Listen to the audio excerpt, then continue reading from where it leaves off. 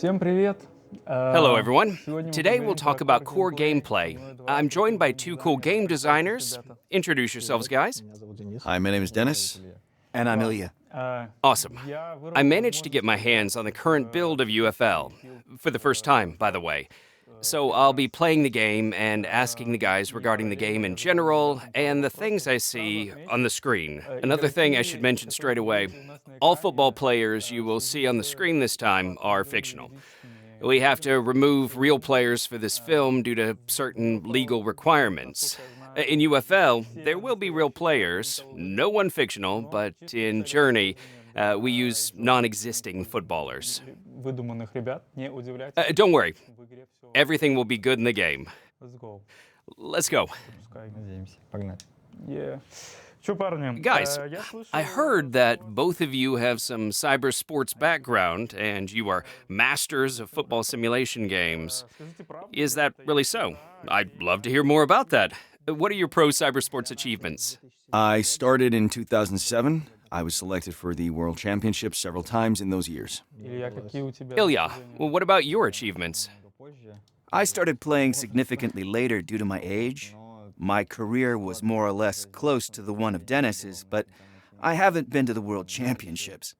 Unlike him, I don't even have a theoretical possibility to get there. Погрузившись в уже I dived into the development world quite a long time ago, but I just now started to realize that pleasing different types of players, creating a game that fits many user requirements, is an extremely complicated task. называемых казуальщиков, There are которые so called casuals, people who play once a week with friends and don't even try to launch an online mode. онлайн-режимы.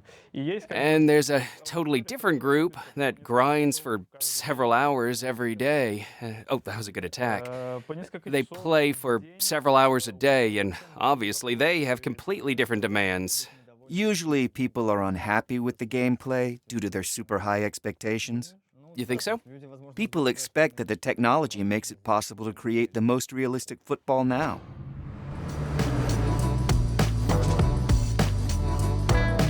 Here we are at Ilya's workstation.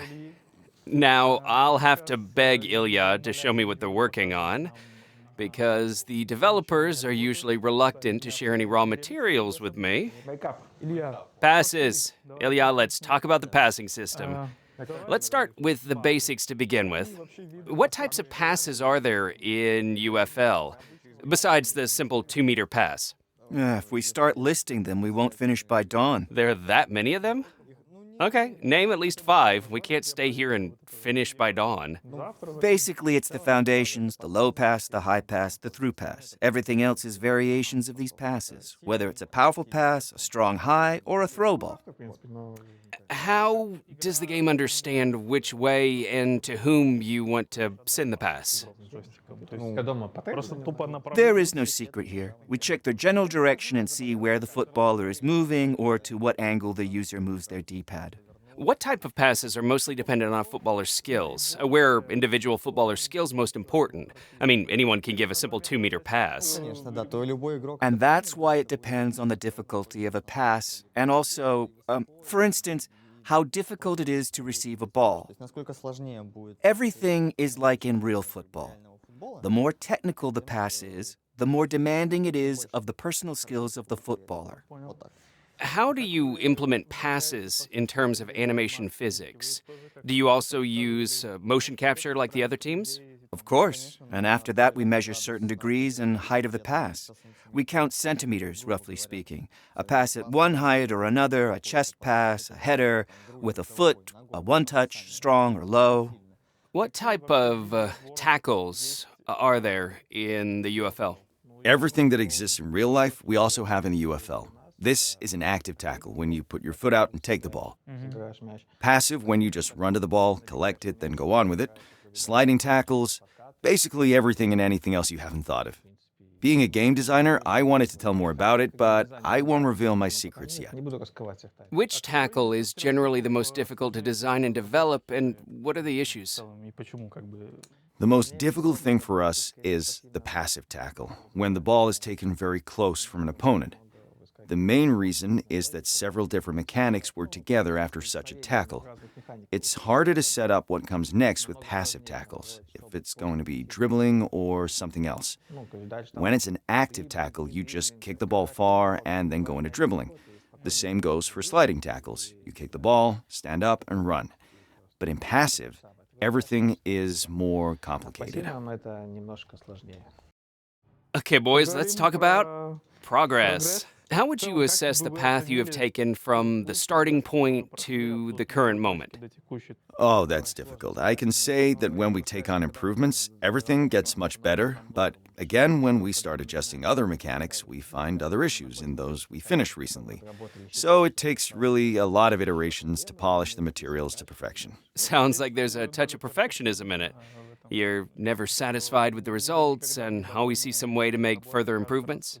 Well, no. Sometimes we are satisfied when we have done something, but later, when we switch to another mechanic, we find some problems in what was done before.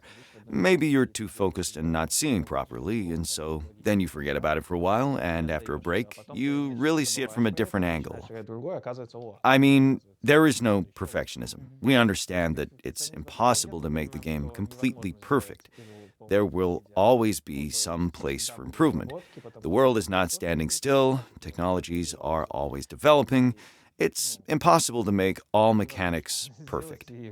But still, you can deliver a very good version, and that's what we're trying to do with the UFL release. Let's put it this way. Our mechanics may not be absolutely perfect, but they are solid. Earlier, they didn't work properly or even didn't work at all. And now, we don't have these problems. We've ensured our mechanics work perfectly well together.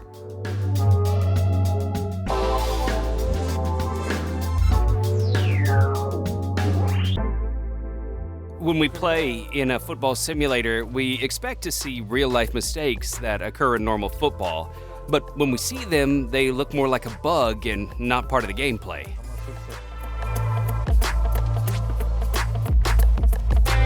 Can a rainbow be successfully used during a match against a real person? It can. Everything regarding the goalkeepers is much more difficult than with outfield players. And what about long free kicks that go off the target?